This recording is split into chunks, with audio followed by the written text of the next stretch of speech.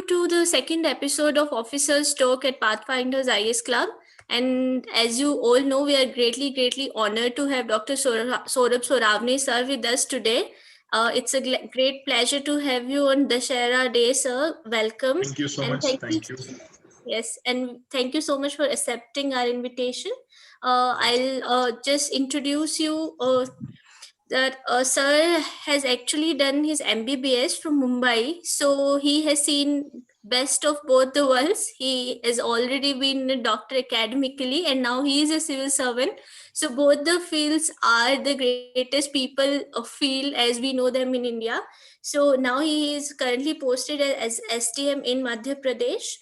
And today we will take a very important topic, guys, because as you all know, government has passed three important farmers bills.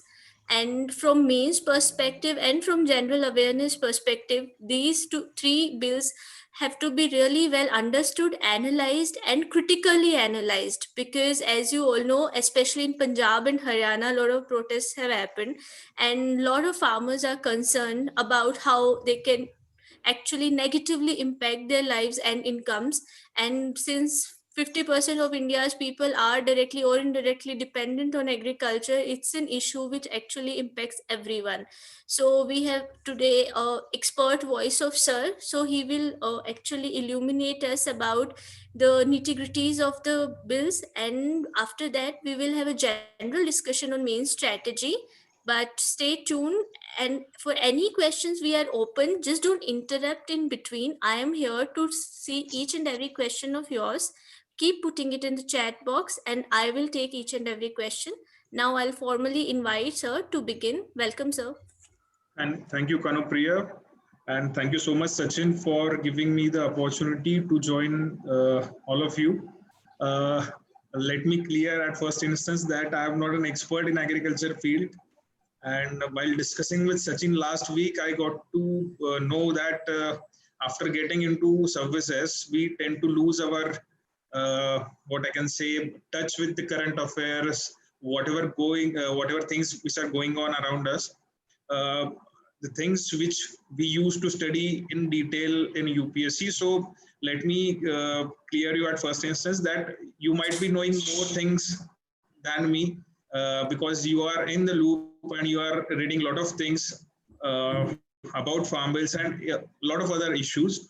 So we'll just discuss from the mains point of view what are the important things you should read or you should analyze while studying this topic. And let me tell you that I am here in Madhya Pradesh from last 2 years, so my languages are a bit messed up. None of my language is good right now, neither my Marathi nor my English and nor my Hindi. So I will try to communicate in Hindi and English. I think the audience is from North and South and Maharashtra also, so everyone will understand all these two languages. So Yes, we'll start. So we'll start this topic. So recently, government has introduced these three bills, and there has been a lot of discussions, debates about whether these reforms are really needed or not. Many states are also protesting that they are not getting their due share, and a lot of other things that we will discuss. But we'll follow it chronologically. I think it all started from Royal Commission, which in 1924 Britishers appointed this Royal Commissions to study the market systems or agricultural produce marketing. They wanted their fair share of profit through this transactions. So Royal Commissions was of the opinion that traditional markets which were functioning earlier are not efficient. So the formal and regulated markets are needed for this transaction and whatever things are being done by farmers and traders. So these recommendations were accepted, and gradually after independence, as agriculture is a state subject, many states adopted this recommendation and formed their own agricultural produce marketing committees, and accordingly laws which regulates or which governs these APMCs. So from 1960s to 1991, it is said to be the golden period of the APMCs, where all farmers' interests were so-called protected.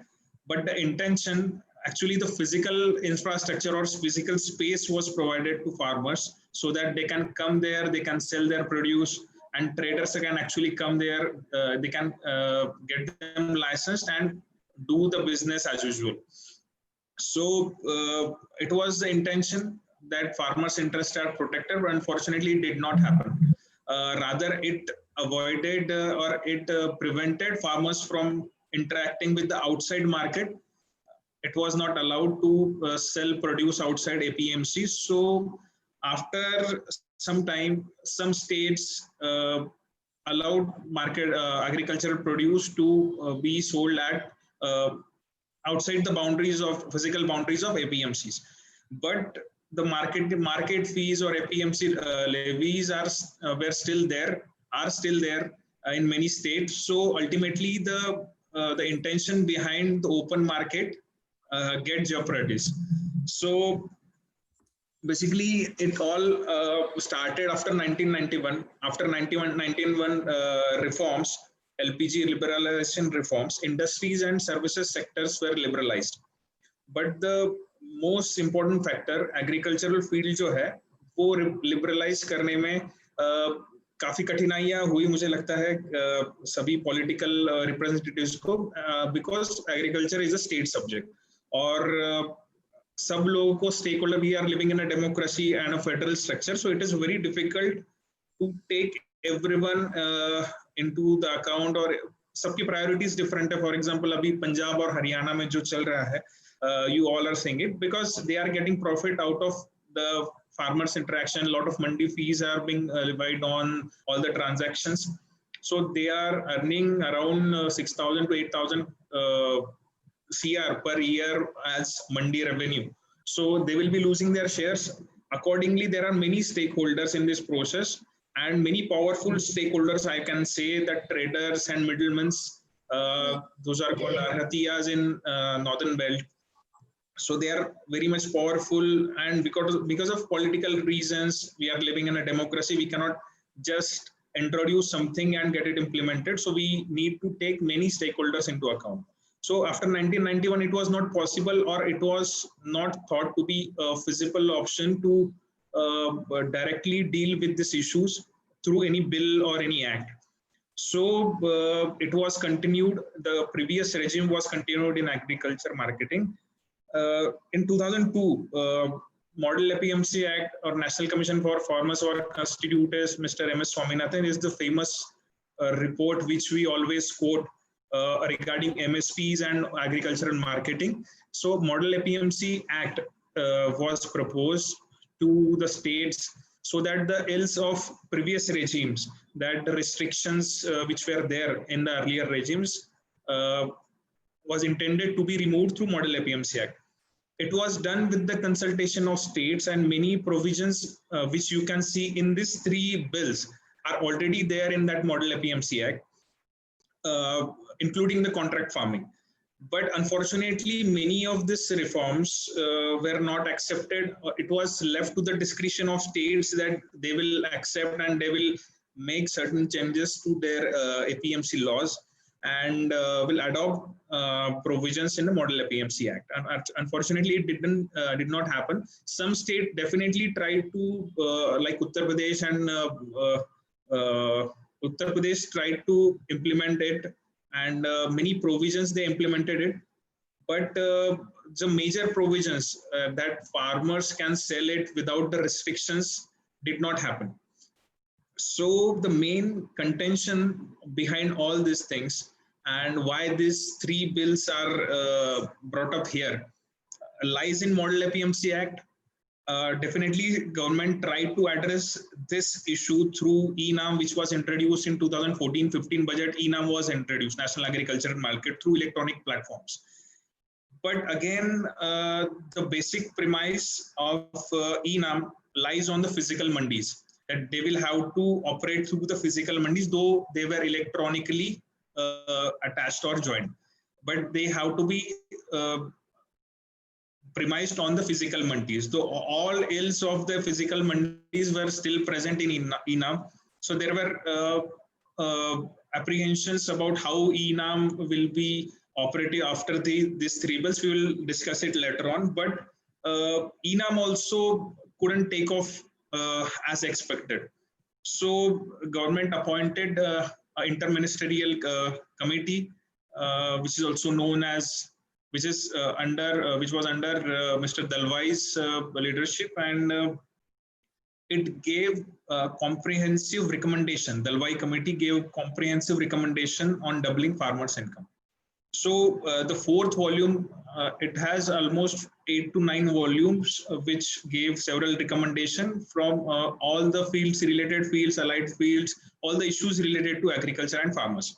So 4th volume refers to the agricultural marketing, and in which they have analyzed several factors why we need more competitive markets. More alternatives should be given to farmers so that they can trade. I got out some 3 or 4 points in that report, which are important and which you can quote in your mains answers, or you can quote it in essays. So they have brought out the fact, like FCI and state government agencies, they are just aids for the procurement, or we can say the transaction of agricultural produce, but they cannot be the substitute for the alternate market. They have given a fact.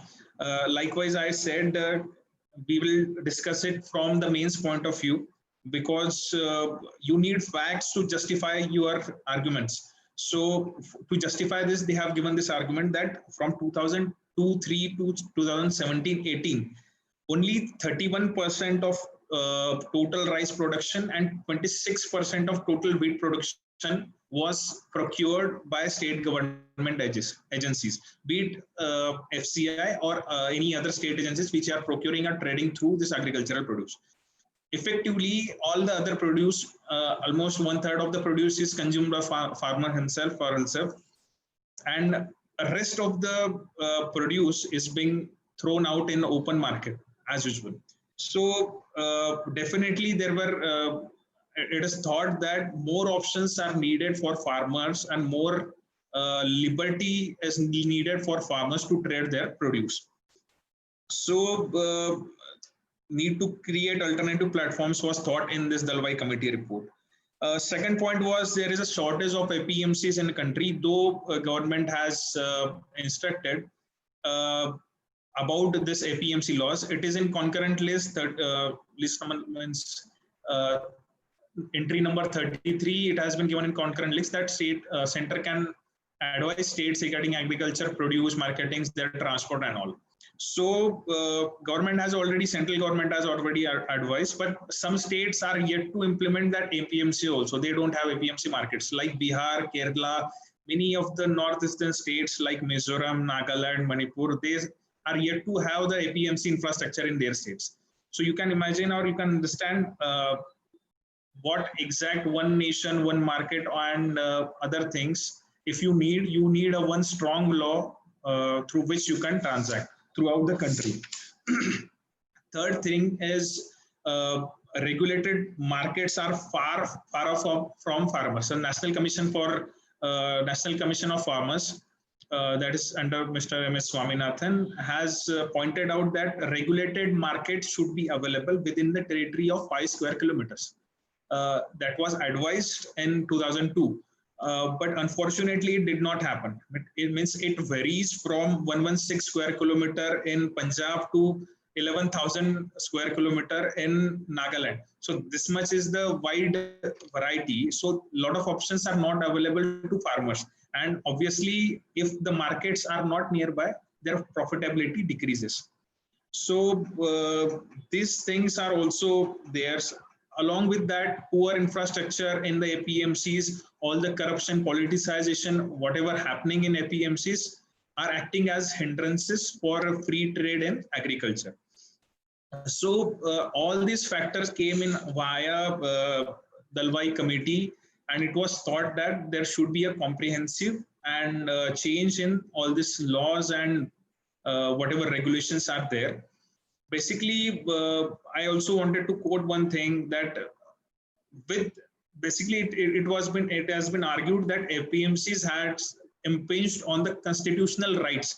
Article 301 to 306 essentially says that there should be a freedom of trade, uh, commerce and intercourse throughout the country.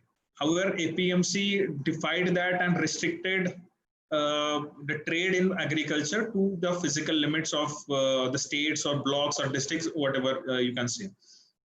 So essentially to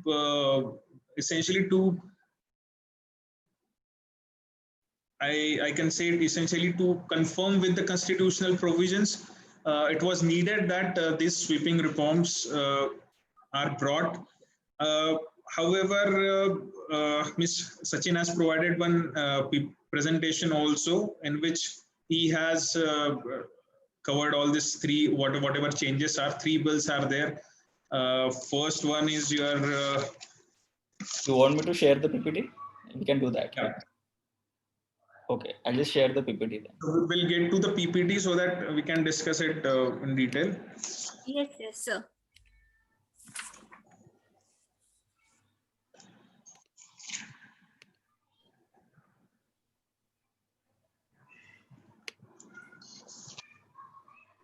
Yeah. Can you see it? Just a second. Yes, it's visible, Sachin. Yeah, okay. Yes, Sachin.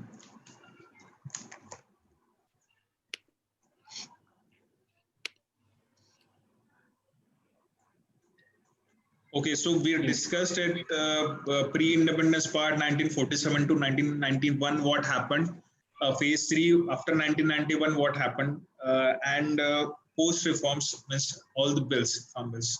Next slide, please. Okay, these are some provisions which are already there: the special market for perishables, licensing norms, single market fees. All these things are there, APMC Act. But let me tell you, while it has been argued that it has not been implemented in many states, some states have already implemented. I will say many states have already implemented some of the important provisions like e-trading. 22 states, which was proposed in Model Act 2003. 22 states has already started e-trading. 22 states has already starting single trading license, single point levy on market fee. 22 states has already started. So many of these provisions are already taken up. Not in toto it was adopted, but many other provisions are adopted by several states. Okay, next. So Farmers Produce Trade and Commerce Promotion and Facilitation Bill. So essentially, I will not go into the theory part of it. It is essentially aims to promote means free trade throughout the country. One nation, one market can be the tagline for this bill, and a lot of advantages. And people are divided over this whether to support or to oppose this bill, because all the political parties, means many of the mainstream parties, have already supported previously. Also, various other commissions has recommended about this bills. So to reduce marketing and transportation costs, all these things you already know that what are the advantages to have an open market. So I will not go into details about these bills because you already know what are the provisions. Next one. Okay, Farmer Empowerment and Protection Agreement of Price Assurance and Farm Services Bill. This essentially takes its cues from 2017 Niti Aayog report, which has said about a contract farming. So, okay, the contract farming bill, essentially it is a called contract farming bill. So while I was studying for UPSC, from that time I am reading that contract farming is needed for a better infrastructure, better investment in agricultural field, but very few things has been done to ensure this on ground. So I think it is a positive step. There are some issues and concern about these bills also that we will discuss in detail. later on. Please make it next slide. So Essential Commodities Amendment Bill 2020. So there are few restrictions. Essential Commodities Act on stocking limits of cereals, pulses, oilseeds, onion, potatoes on the list of essential commodities to stabilize the market prices of it. It has been brought. Essential Commodities Act was brought in 1955, and this stocking limits was ensured. However, this was inhibiting any investments in cold houses, cold storages, and other stocking infrastructure, which is direly needed at present on the field. Okay, so these are the technical things, or technical, I can say these are the main points which everyone knows about these three bills. So I will come into the issues part of it, why there is so much of opposition to these bills. So it is said that structural reforms, even if they are beneficial, there has to be an opportune time to bring it on. So after COVID and economy is shrinking and decreasing, so many critics have thought that there has to be an opportune time to introduce this kind of disruptive reform. This kind of reforms are disruptive. Essentially, these are disruptive reforms because it is completely changing the system which was there since independence. So this was the argument given by many critics about it. However, there are some supporters of it which says that this crisis gave us the opportunity to look into our systems, what we are doing wrong and where we can correct it. And this crisis is the good opportunity to push for the major reforms which was long overdue. So this is the counterpoint of it which we can consider. And I think yes, but there is no certain time, according to me, there is no certain time for this bills and all. If you are having a majority in both houses and parliaments and you can go through the major reforms, it is the high time to go for it.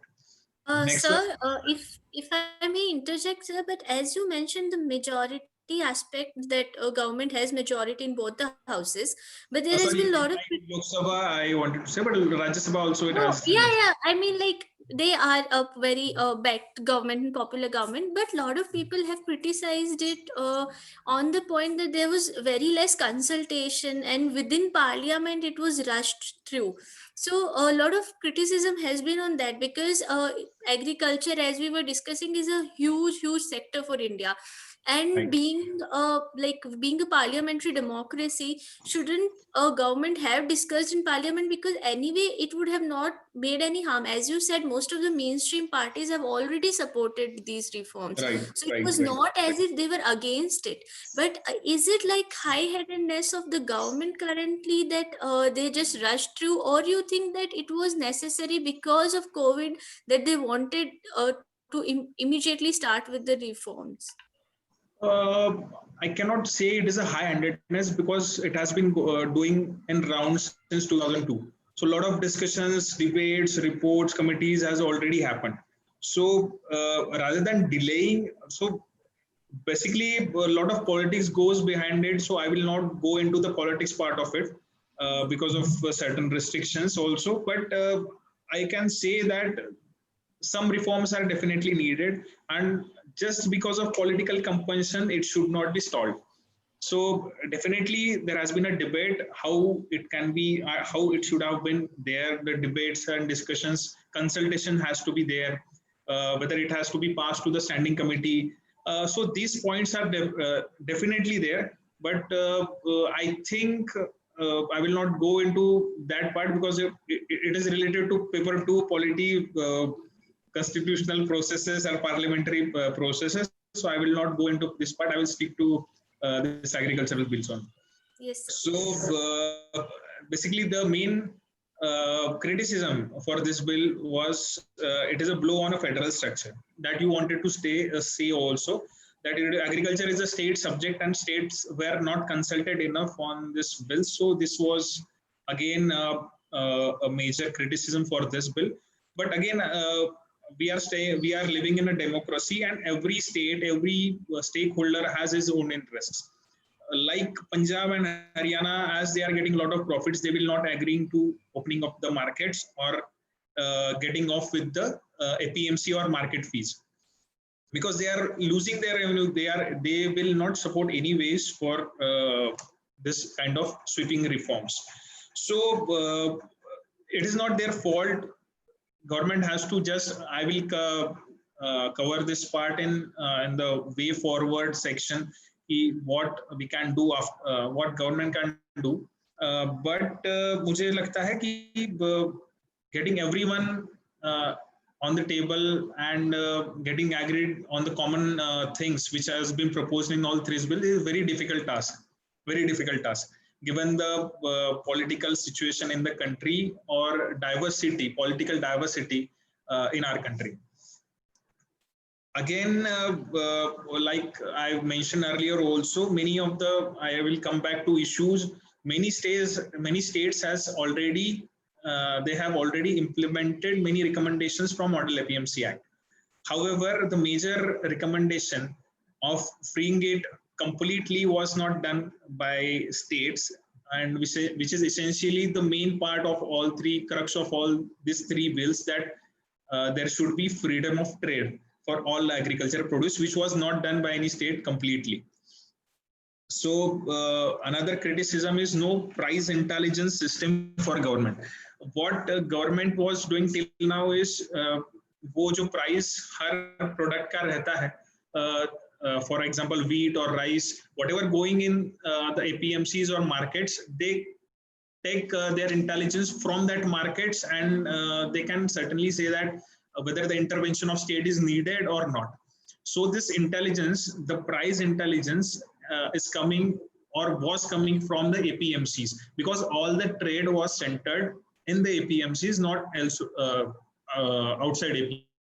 It was very easier to it was very easier to I can say predict what will be the prices, whether the interventions is needed or not. So the basic criticism is from here onwards, it will be difficult for government to analyze or to predict the fluctuations in the prices, because they will not know the players, because all the previously all the traders were registered, all the prices were open, but now onwards the player will not be registered. Outside the mandis, lot of things can happen. So essentially, government can't exactly predict the market and pricing things, as we are living in a majority of population is living below poverty line. So this will be a critical factor, as many people has mentioned. Local nature of agriculture marketing. So many people are saying that the large corporates will come and they will have a huge legal supports behind them, and they will dominate the poor farmers. Yes, definitely this can be the issue, but it can be other way around also, because I'm on the field and I can understand it can be other way around also. कि corporates को इतना trust investment के लिए रहेगा या नहीं रहेगा, इसमें भी बहुत doubt है, as it has been politicized so much on the grassroots levels that you cannot touch even a single farmer for any misdeeds he has done. So it has been politicized to that level. So I cannot say that corporates also will trust completely that it will go on smoothly on ground level. They will also prefer in the contract farming thing, they will also prefer to do it with the major farmers, not the marginal farmers, to ensure the uniform quality, uniform supply of the agricultural produce. So how it will benefit small and marginal farmer, it is of the question. It has been criticized as the APMC bypass bill, that ultimately APMC structure will collapse, as many traders and middlemen will move out of APMC, and APMC structure will not be there. Essentially, all three bills are not touching on APMCs. Basically, these are creating the alternatives for APMC. But if everyone is moving out of APMC, then it will be very difficult for APMCs to survive, given their huge investments, huge infrastructure, which is already in place. A lot of people are involved in all the marketing stuff, like middlemen. There are 28 to I think 30,000 middlemen, Aratiyas, licensed registered traders in Punjab only. I'm talking about only Punjab. So majority of them get unemployed. It has been criticized that they will get unemployed, but according to me, only the form will change. They will get the alternate employment in the new regime. It is only the matter of implementation and patience. They will find out some ways, and they will be shifting to other parallel positions in the new regime, I think. Loss of revenue, definitely the state will have some states which are having a major stake or major I can say share in the agriculture marketing. They will lose their share of revenue, for example Punjab and Haryana. So center will have to think of something if government wants to get them on the table. Definitely government will try to get all the stakeholders on table while addressing their issues. So these were the FPTC bill, the first. I was discussing the issues with the first bill. Second one is the Essential Commodities Act. Government has government has removed all the stocking restrictions on the several commodities. However, I think government can easily jump on those 4 restrictions, the extraordinary situations, as they have mentioned, war, famines, and all these things. Recently, 1 or 2 days before only, I read in the newspaper that government has used their extraordinary powers under extraordinary circumstances to control onion prices and stocking limits. So more often you can see this provisions or extraordinary provisions to be utilized by the government. So ultimately the criticism is that if it is so, then what is the need of removing this stocking limit? So one more criticism of it is the way when the players and their level of stocks will be unknown to the government. So how will they predict the market fluctuations or uncertainties? Now government knows the number of stocks, whatever storage facilities they have, number of what stock they have in that facilities. But here onwards, it will be difficult for government to trace all the stocks which are there in the facility. There is also one concern that they will buy at cheap rate from farmers. They will stock it, and again the price volatility and all these things, that was a common criticism for Essential Commodities Act and removing these limits. For contract farming, the third bill, the main issues are raised, like they have the dispute resolution mechanism. So it will be interested in the SDMs, subdivisional magistrates, which are arms of government only. So it has been thought of that it will be a conflict of interest if it goes through SDMs. So independent civil jurisdiction or civil courts should be interested with this. So it has been criticized on that matter. One point is that कि ये हो सकता है कभी-कभी SDMs को suo moto intervene अगर कर ले, अगर state governments और इनके interest के against कुछ हो रहा है, तो they will ask SDMs to ensure, and suo moto interventions can also happen and the legal matters. Like कोई अगर दोनों parties को कोई problem नहीं है, फिर भी वो suo moto enter करके बोलेंगे कि there is a problem. So this is the apprehension which was, or criticism which was leveled against contract farming and the dispute resolution mechanism. Basically, 2017 Niti Aayog came up with the contract farming report, in which they have mentioned a lot of things, but this particular bill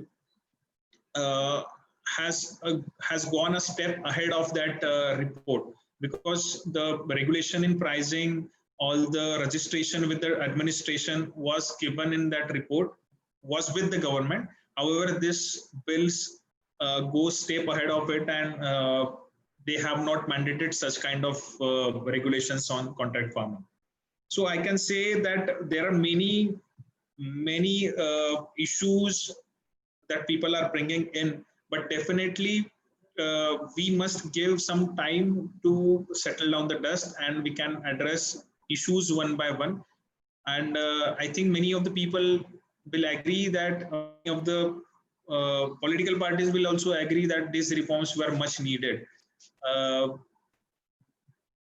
post independence. So for me, the way forward is guarantee on remunerative prices. There has been apprehension that MSP will not be there in the future, but I don't think any government or any political party will take such decision, because a lot of vote bank or a lot of political stuff is related with MSP, especially in the heartlands.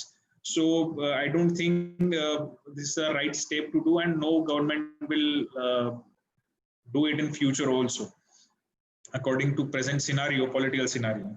Oversight mechanism, definitely an oversight mechanism is also needed, because the vulnerables are more in this overall ecosystem. 85% of the farmers are small and marginal farmers, those who are having less than 2 hectares of land. So definitely an oversight mechanism is needed, because they will not be having any legal help, or they will not be having legal knowledge about how to go with contract farming, how to go with how to deal with this big corporates and all. So definitely an oversight mechanism, and a lot of help will be needed. A lot of I can say the promotion activity, or the various things related to these acts and bills need to be propagated and to be educated to the farmers. That's all I can say. That okay, so I have come across one fact that New Zealand and South Africa also removed this restriction few years back, and they have experienced high growth in their agriculture productivity, as well as the agriculture marketing system. Efficient marketing system has been introduced in New Zealand and South Africa. This example you can put in your main answers as well. So that's all for me. If you can ask me some questions, so that I can elaborate it more.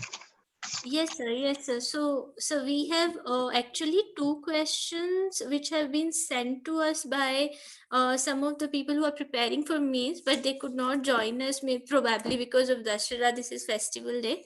So here is a question from Shreya, sir.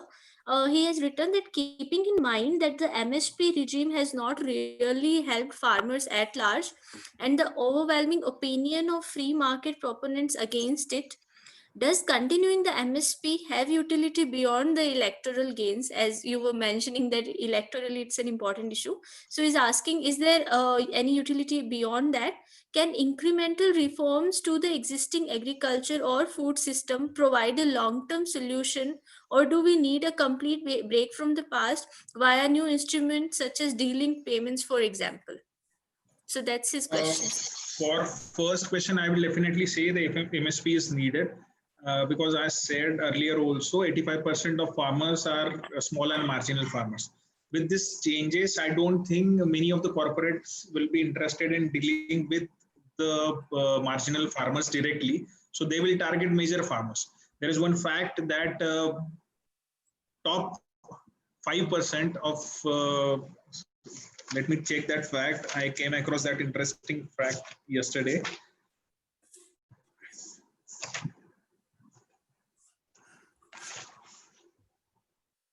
Top 10 households cultivates around 50% of total cultivable land in India, and bottom 50% of the household cultivates only 0.5% of the total cultivable land. So this is the important fact for this MSP, because these small farmers has a basic support, basic safety nets of MSP only. So I think beyond politics also, as I'm experiencing on field also, MSP is really needed, because you cannot put them to the market directly without any protection. At least for a shorter term, you cannot directly project them to market without having a safety net. So definitely MSP is needed. What is your second question? Can you please repeat? Second, he has asked that can incremental reforms to the existing agriculture or food system provide a long-term solution? Or he is asking basically that like these are incremental reforms, or should we just go from like a complete break from the past and devise some new mechanism like delinked payments that because even in these reforms we see that government has just tried to improve the existing systems in some way or the other. So he is Right. just asking that question, that should we have a completely alternative system? I don't think government has also taken that thing into consideration and has not replaced completely. They have not touched APMC directly. They have just created another systems. And I think these are the alternative or incremental changes only, because it has been going since last 20 years or so. So I think government has doing it incrementally with ENAM. They have introduced, so the agricultural markets will be connected electronically. There will be open market electronically, so they can trade. However, the marketing fees and APMC fees was still there, so it was not a beneficial propositions for many of the traders and farmers also. So they have come up with all these three bills. But definitely, I think the incremental changes are what we need now, because a disruptive bills, we cannot take everyone into consideration, and we cannot take them on board while dealing with these reforms. Okay, sir. So, sir, we have another question from Jayanti Jha. She's also appearing for mains this time. Her question is slightly different. If you could, but if you could answer because it is related. She said that, like while reading newspaper and everything, the term farmer producer organization has become so important because Right. a lot of analysis it has been said that because India doesn't have strong organization unlike US or some developed countries, so Right. do these reforms even make any sense? Because as you said, ultimately bottom 10% are so vulnerable in terms of their capacity. So without any formalization, without any organization, how will these reforms actually make any difference on ground? Plus, she wanted to know that actually when to write an answer about farmer producer organization, how can she like lucidly explain, because it is something that she has never understood properly. So that was her question. Okay, FEOs is totally a different thing, but it is still at its nascent stage.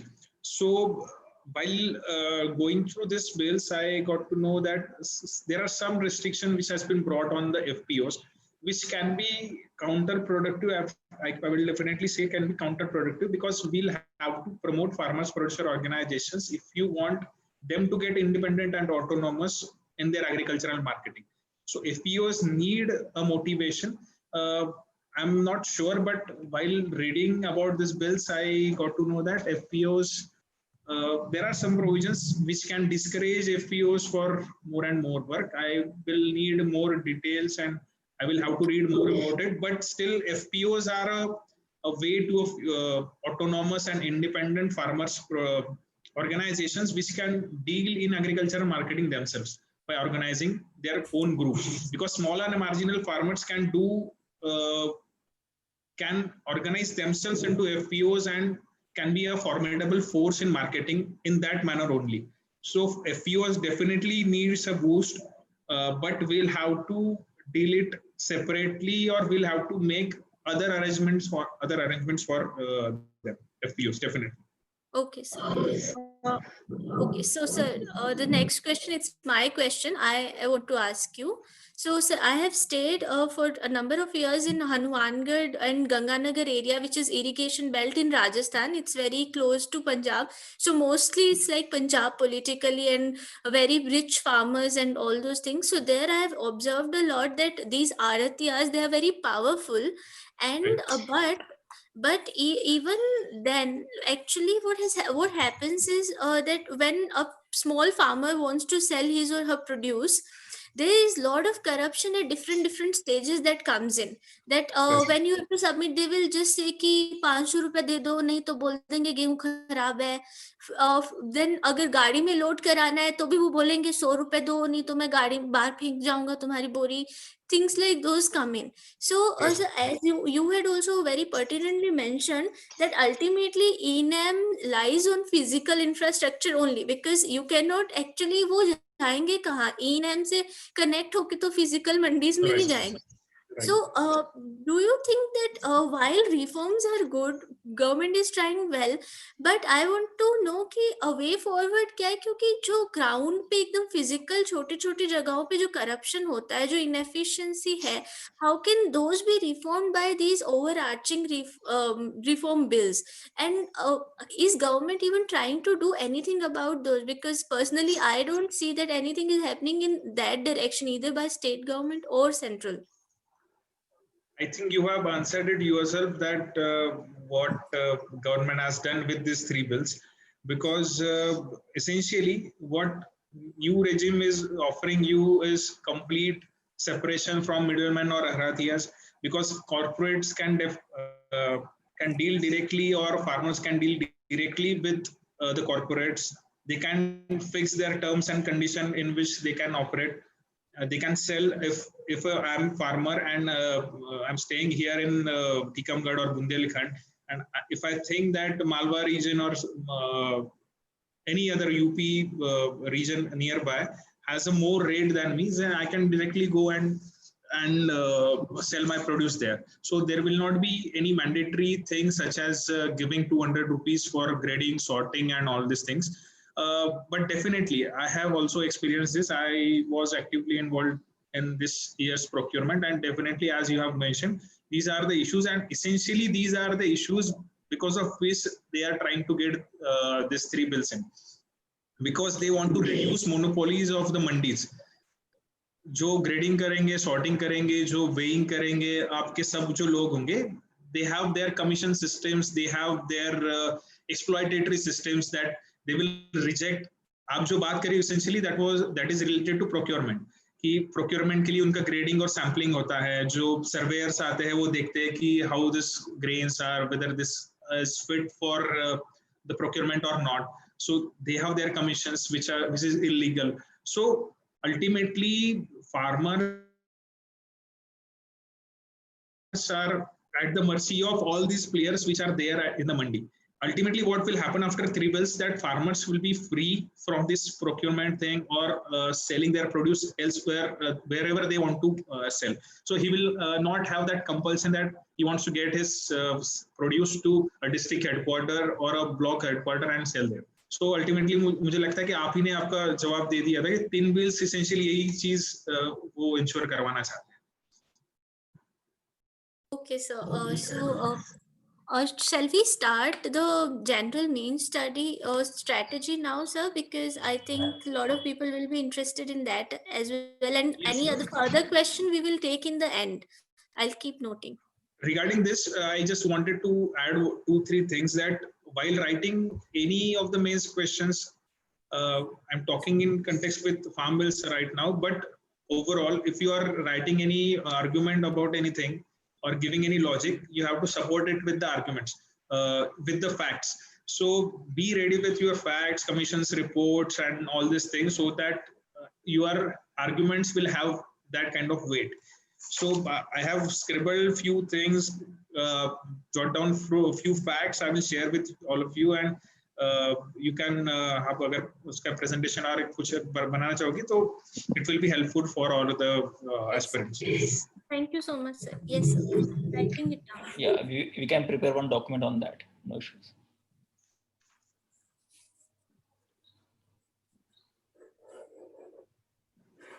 Yeah, we can move to general GS strategy. Okay, sir. So I'll just summarize what you have told. So, see, guys, like, understand how sir has actually very analytically taken up each and every issue. So, emphasize on the word which he, in very early in his speech, talked about stakeholders. So this is very important while your mains answer writing. You cannot keep writing only from the perspective of farmers here. Like, you cannot just that poor farmer, vulnerable farmer. You have to see each and every stakeholder, like government, the aratyas, the corporates, the political lobby, the parties, everything, and then only your answer will be multifaceted and analytical. So please take care of that greatly, as sir has told you. And finally, sir also again mentioned, and again I will super emphasize this thing, that don't keep on writing general and vague points, because then your answer will be very, very average. So always have something to substantiate your answer. Like sir very nicely told you in detail about Dalwai committee recommendation. He even told you in which volume the agriculture marketing has been talked about. So maybe you cannot remember that deeply, but at least try to remember that there was a volume which talked about agricultural marketing. So that is how you have to go about it. And plus sir has also talked about COVID context. So always give such context, because that gives the depth of your understanding, that you are not just copy pasting from vision material or is baba material or insights material, that you have a very good functioning brain and you can think properly, that okay, some bill has come amid some turmoil period, so it the context is also important. So basically always just remember whatever sir has told you and build that level of analytical mind as sir has pictured. So now I'll welcome sir to please illuminate us about means general strategy. Yeah. If it can be interactive, so it will be helpful for me to answer a few things, because mains answer writing and main strategy is very big topic. So Yes. those who are writing mains this time, I can only say that only I think 70 days are remaining for their 70 days are remaining for their mains.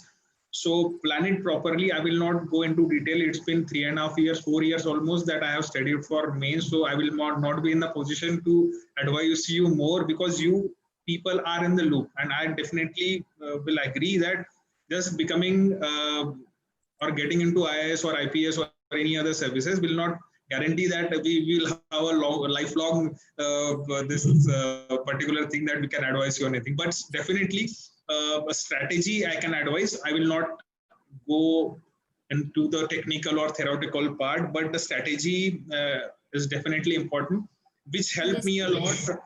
That writing practice, first thing I always mention while discussing with the aspirants, that writing practice you must do. I did in between pre and mains. I used to write daily through IP Singh's sir's classes. That was a test series in Pune.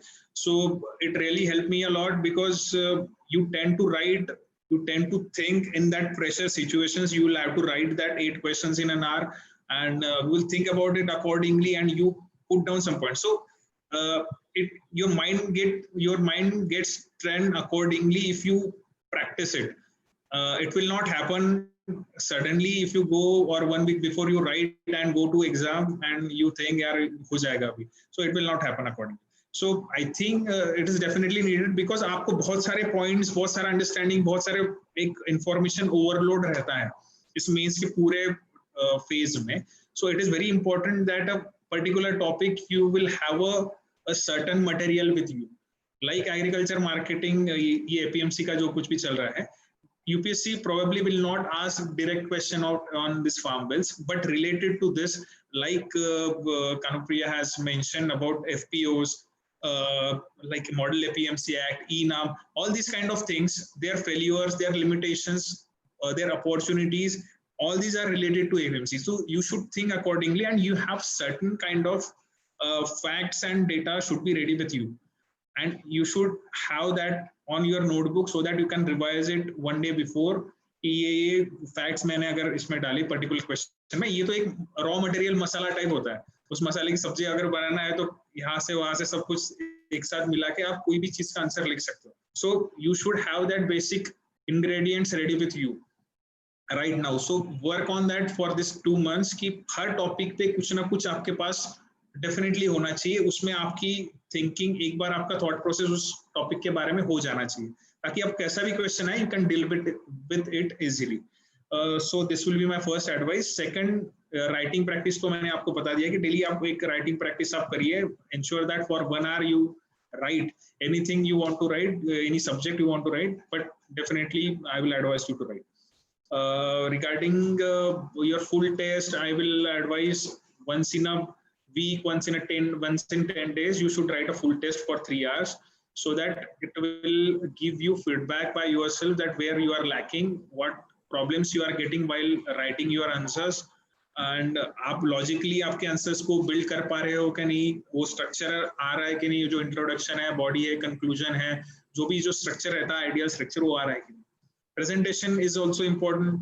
So बहुत सारे लोग बोलते हैं कि presentation का क्या है, handwriting का क्या है, but I will definitely emphasize on presentation and handwriting also, क्योंकि इससे definitely कुछ ना कुछ impact जरूर पड़ता है. अगर मैं examiner हूँ और third person हूँ, तो मुझे एक अच्छा presented कोई चीज दे तो I will feel better instead of just scribble and इधर उधर सब कुछ messed up हुआ तो. So it will show, it shows your personality also, how segregated you are, how clear your thought process is. So बहुत सारी चीजें reflect हो जाती है, तो इसलिए presentations is and structured answers are really important. Even if you don't know anything about that question, you should have a structured answer for that question. It will definitely give you some marks rather than nothing. कुछ लोग मतलब कुछ पता नहीं है, definitely ऐसे questions होंगे, 30% question ऐसे होते हैं कि हमें कुछ नहीं पता होता है उस बारे में, तो कुछ पता नहीं है. जैसे हमारे वक्त कोई एक कमीशन का आया था, किसी को कुछ नहीं पता था, सब लोग मतलब कुछ भी सिर्बल करके आ गए थे, पर जस्ट थोड़ा सा लॉजिक लगाना है. हम में से कुछ लोगों ने थोड़ा लॉजिक लगाया था कि ये क्या हो सकता है. कोई कमीशन आया था पेपर 2 में, मुझे याद नहीं आ रहा है अभी, पर एक आया था, यूएन का कमीशन था वो, यूएन का कमीशन 1983 का, तो उसका किसी को पता नहीं था, पर some people really handled it well. just logic लगाए, ये क्या हो सकता है, कमीशन किसके होते हैं, यूनेस्को किसकी बॉडी है और किस चीज से रिलेटेड वो हो सकता है, उससे रिलेटेड उन्होंने जनरल पॉइंट्स लिख दिए. So it will help you a lot. ये स्ट्रीट स्मार्टनेस आपको मेंस में काफी काम में आएगा. अगर वो फैक्ट्स भी है, अगर वो कुछ भी आपको पुट करना है उसमें, तो ये स्ट्रीट स्मार्टनेस आपको होना चाहिए. Regarding essay also, I think you should jot down some 8 or 10 topics which are important from present perspective, be it agriculture, be it employment and migration, which happened after COVID, health infrastructure as a whole after this COVID situation. So get down this facts, even India, China, or strategic situation in South Asia. So this I think 8 or 10 topics will suffice, and if you can brainstorm and get down some points, so it will help you in that 3 hours to all recollect and write a good essay. So do brainstorm on essays, write 3 or 4 essays in this 2 months, write at least 1 essay in 10 days or 15 days, write 1 essay and get it evaluated from 3 or 4 different people, because all these people, different people will have different understanding, different perspective, different views about your essays. So more you will give it to more people and they will give you different feedbacks. ठीक है, तो ऐसे और इसके लिए तो आपका ठीक है. कुछ लोगों की स्ट्रैटेजी रहती है, मैं स्ट्रैटेजी चेंज करने के लिए आपको नहीं बोलूंगा, लेकिन definitely don't go for a extreme strategy. लेकिन कुछ लोग ऐसा रहता है कि they will just finish of their optional subject initially, later on they will focus on GS, and later on they will again take up something else. So there has to be balance in your preparation. According to me, there should be equal time distribution for GS and your optional. I will not say equal 60-40 you can do or something like that, but ये planning आपको जरूरी. You can't go directly and say I will only study optional for 1 month and later on I will shift to completely to GS. So you will have to keep all the subjects in loop till the end. ऐसा कभी नहीं होगा कि initially आपने कर दिया और वो फिनिश हो, आपने बाद में पिक करके आप एकदम फटाक से उसको फिनिश कर दोगे, ऐसा नहीं होगा. तो keep all these things in mind keep your cool and अब तो सब चीजें आपको पता ही है, इसमें ज्यादा कुछ मैं एडवाइस नहीं कर सकता, but do right your mock test, do write for 1 hour daily and make your concise note. I'm again emphasizing on this, that do write your notes, because last time में ऐसा होता है ना, इतना कंटेंट रहता है, फिर लास्ट वन डे जब हमें रिवाइज करना है, कुछ करना है, अगर तब हमें फैक्ट्स और सब चीजें नहीं रही अपने सामने related to that topic, so it will be very difficult for you to get that thing on paper on that day, particular day, especially in that 3 hours where you have a time limit.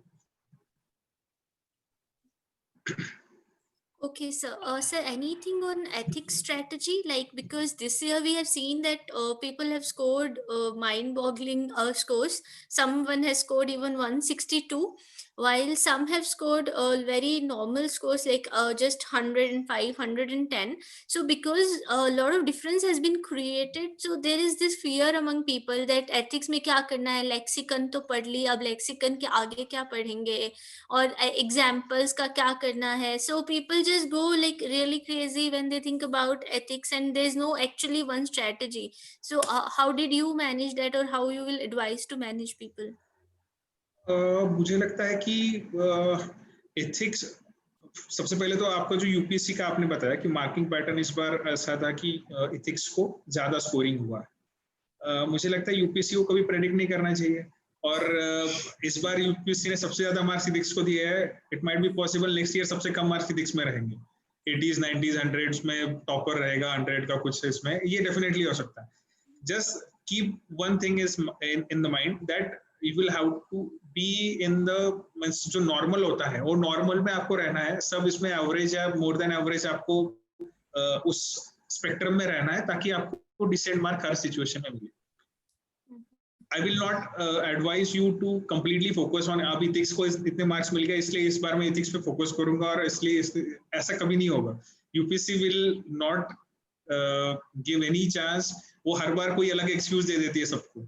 जो जिनका एक नहीं हो पाता selection, उनको भी एक excuse हर साल मिल सकता है. इतनी डायनामिक यूपीएससी की प्रोसेस है. तो I don't think prediction is right, but definitely good strategy is needed for ethics. Ethics में मुझे लगता है अलॉन्ग विद लेक्सिकन, आप अगर आपकी जो कंसेप्ट क्लियरिटी है, उसमें Aditya has taken lecture last week and he has a very good grip on ethics during 16 17 whenever 15 16 when we used to prepare. So इसमें पॉइंट ये रहता है कि आपका बेसिक्स कितने क्लियर है, उस कंसेप्ट उस टर्म की अंडरस्टैंडिंग आप में है क्या, और उसमें जस्टिफाई करने के लिए do you have your own examples with it, do you have any famous personalities example with it. क्योंकि क्या होता है, इसमें एक बैलेंस स्ट्रेटेजी होना बहुत जरूरी है. मुझे लगता है कोई भी टर्म अगर आपको एक्सप्लेन करनी है, वैल्यूज आपको एक्सप्लेन करने हैं, इमोशनल इंटेलिजेंस एक्सप्लेन करना है, या जो भी आपके जो एट्रीब्यूट्स है पब्लिक सर्विसेज के एट्रीब्यूट्स, और ये ऑनेस्टी इंटीग्रिटी जो भी है, उसमें आपके पास एक एग्जांपल होना चाहिए, खुद का एक एग्जांपल होना चाहिए, एक फेमस पर्सनालिटी का. To back your answer you have to write one theory. Theoretical base आपका है या नहीं है, it is also important, because बहुत सारे लोग कहते हैं your answer should not be theoretical, but I will say your answer should not be practical also, only practical also. You should have some theoretical base behind your answer. कि Aristotle की कुछ theory है क्या इसमें, बाकी कुछ thinker का कुछ आप इसमें पुट कर सकते हो क्या, बेंथम्स के जस्टिस और इसका जस्टिस थ्योरी में आ गया तो कुछ जस्टिस थ्योरी का आपको आ सकता है क्या. It shows the depth in your knowledge while writing your answers.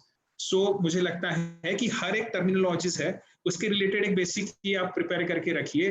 Internet पे search that term on internet और Google, just get to know different facets of it, different aspects and perspectives of it related to that term, और एक अपना खुद का ये prepare कर लीजिए related to particular that term.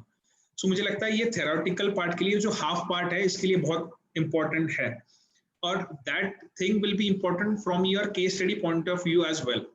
क्योंकि बहुत आइडियलिस्टिक लिख के मुझे लगता नहीं बहुत ज्यादा पॉइंट होता है. चेक करने वालों को भी पता है कि ये बहुत आइडियलिस्टिक एथिक्स का लिख के कुछ पॉइंट नहीं है, तो प्रैक्टिकल चीजें लिखने की भी मुझे लगता है जरूरत है। नहीं तो हम पूरा ही एकदम आइडियल इसमें लिखते जाते हैं कि नहीं बिल्कुल ही हम ये नहीं करेंगे और ये हो जाएगा तो हम ही रिजाइन कर देंगे। कुछ लोगों से मैं इंटरेक्ट कर रहा था अभी, तो ऐसा अगर हो गया तो मैं रिजाइन कर देंगे हम। यूपी में अभी हाथरस इंसिडेंस हुआ है, if you are at that place what will you do?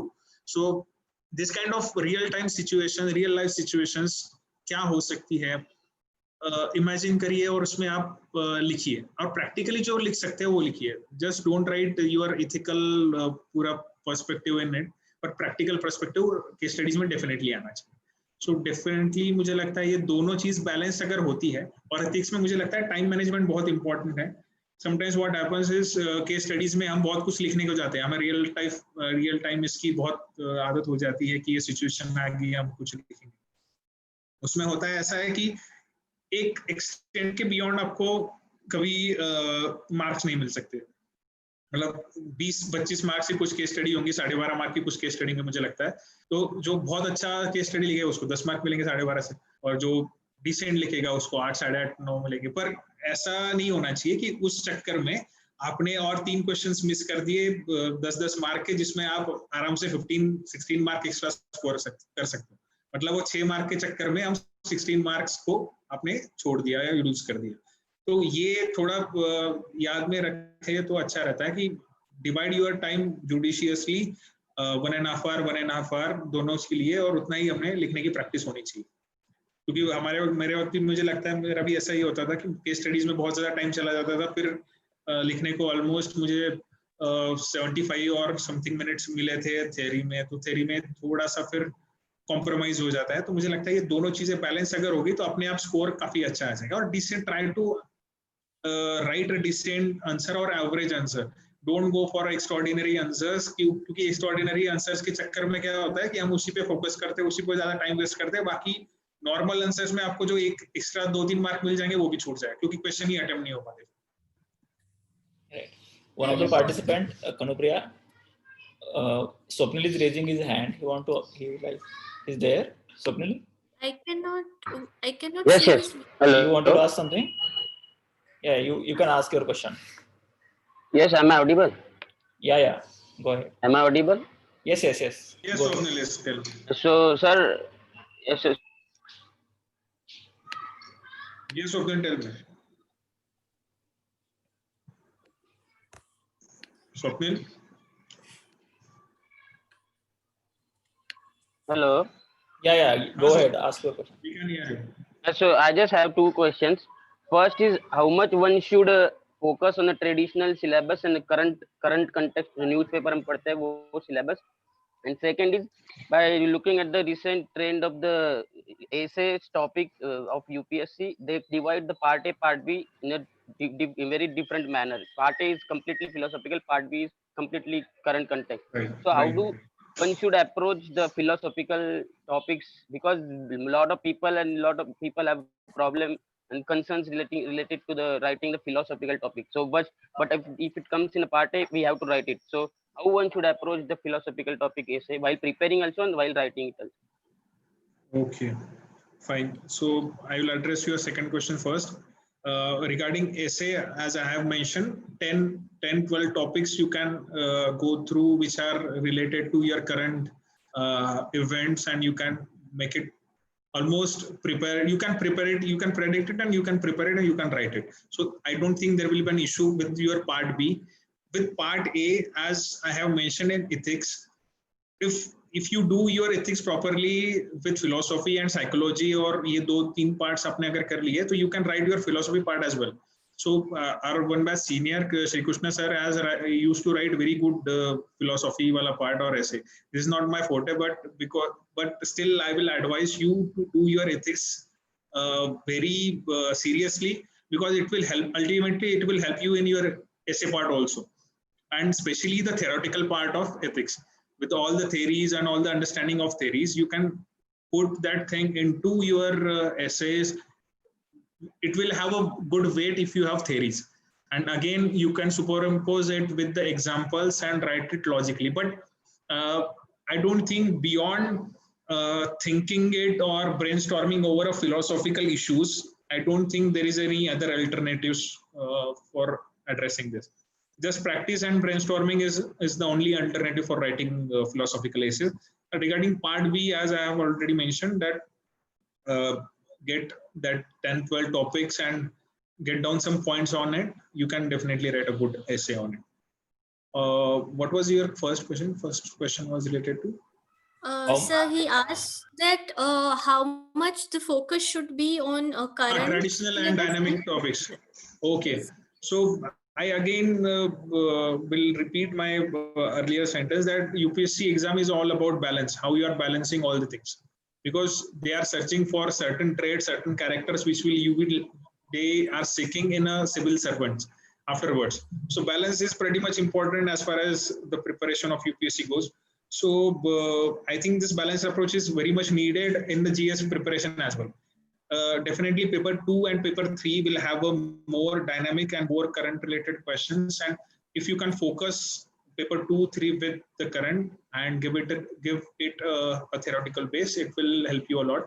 Paper 1 is ultimately is more of a theoretical and theory based part, so you can do paper 1 with the theory, but I think theory and dynamic part should be balanced. Paper 3, I will say, definitely I will say that core issues are more current related and you can go through it, and means I cannot separate it black and white, because any economic issue which is going on has a theoretical base behind it.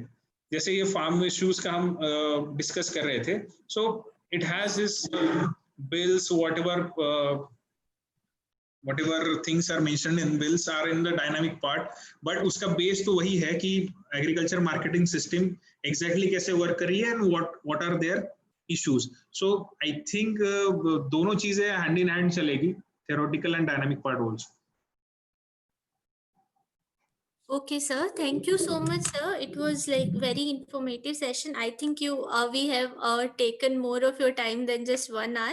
So actually, thank you, I just want to mention one thing. It is very yes, helpful for me to understand all these topics. While I was discussing this with Sachin few days back, I insisted, Sachin, that you should give me some topic or some topic to our friends so that we can get to on internet or books and we can study some topics, because it is very needed at this point of time also.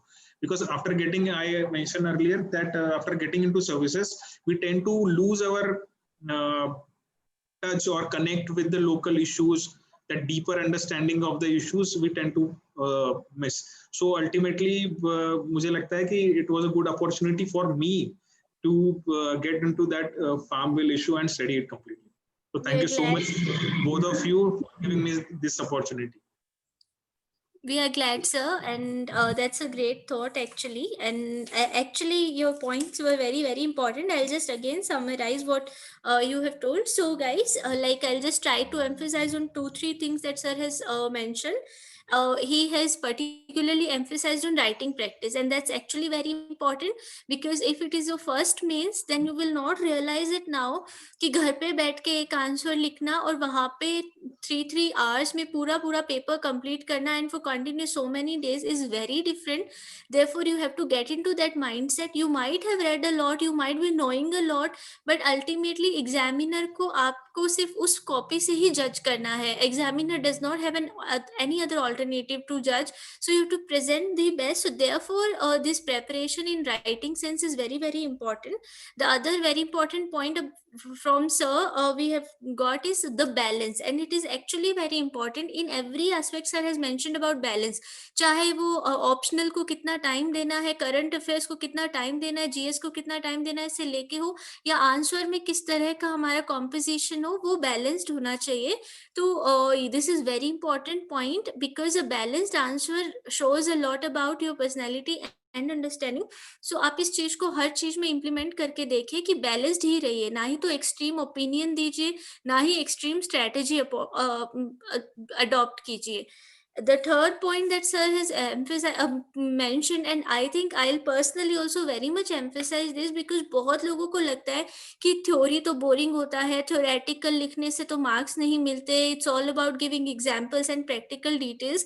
I too believe that it's not like that, because from my own experiences of mains, I have always performed better in the subjects where I could give a very sound theoretical context as well. Yeah, it's not only just that theory लिख कर आ जाओ, but theoretical background is very important, because that tells them that where you are coming from, कि आपके brain में पीछे आपने बहुत कुछ पहले डाला है. इट्स नॉट जस्ट कुछ कुछ करंट अफेयर्स पढ़ लिए या ऊपर ऊपर से बस अच्छा सा टचअप दे दिया है चीजों का. So to give your answers a very good backing, and also it will make your answers above average, because a lot of people are unable to do that. So that is also one point, that you will outstand immediately when you give a very good theoretical background. And obviously not saying that practical or example things are not important. So these were the key takeaways from sir's session, and now we will formally wrap up. Thank you so much again, sir. It was wonderful talking to you. Like you have a very vibrant personality,